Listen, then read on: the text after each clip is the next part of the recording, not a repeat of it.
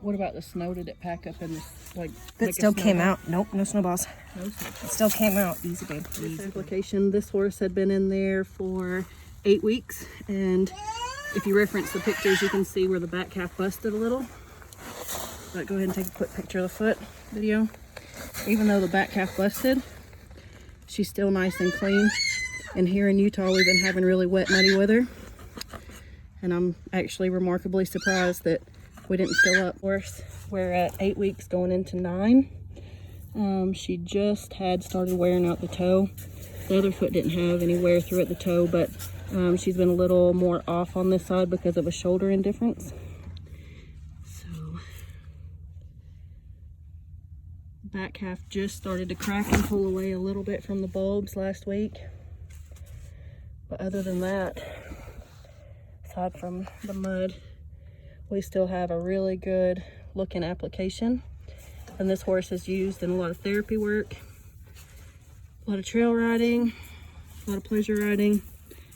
And I'm actually remarkably impressed with how well this mold held up out here in the rocky Utah terrain that we have. So what I did was I went around with my Cody James and I feathered it all around where it meets the hoof wall. And then I made 2 slits back here by the bulbs to loosen up the heels. And then I just went with my shoe pull-offs and just kind of broke the seal a little bit more.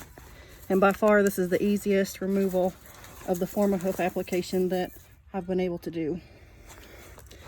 So hopefully this will help. It's also the first one to bust, and the leg that we've had the most struggle with trying to get a heel first landing because of some shoulder issues. And so it cracked a little bit at the back, not like a crack that we've been seeing, but you can see a little bit right here where it started, but it more cracked away from the bulbs. And we've had a really wet season here in Utah. Normally by now the ground is frozen, but this is what we have in a lot of places. This horse has to go through here to get to the pasture and is stalled on pea gravel, so that's helped a lot. But the first one that we took off wasn't yucky at all, had no smell. This one had just a touch of a smell, but not anything like when you take a cast off. So I'm actually really amazed at how clean this foot was.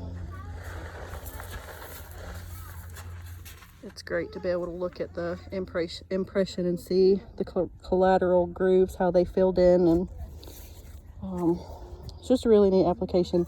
This is also the foot that I took and rasped off the junction between the FormaHoof mold and the hoof wall so that I could leave that cuff there to provide some stability.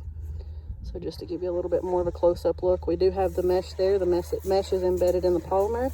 It also provides a little bit more stability and flex, and we're seeing a lot less break in the polymer with the mesh. So pretty neat.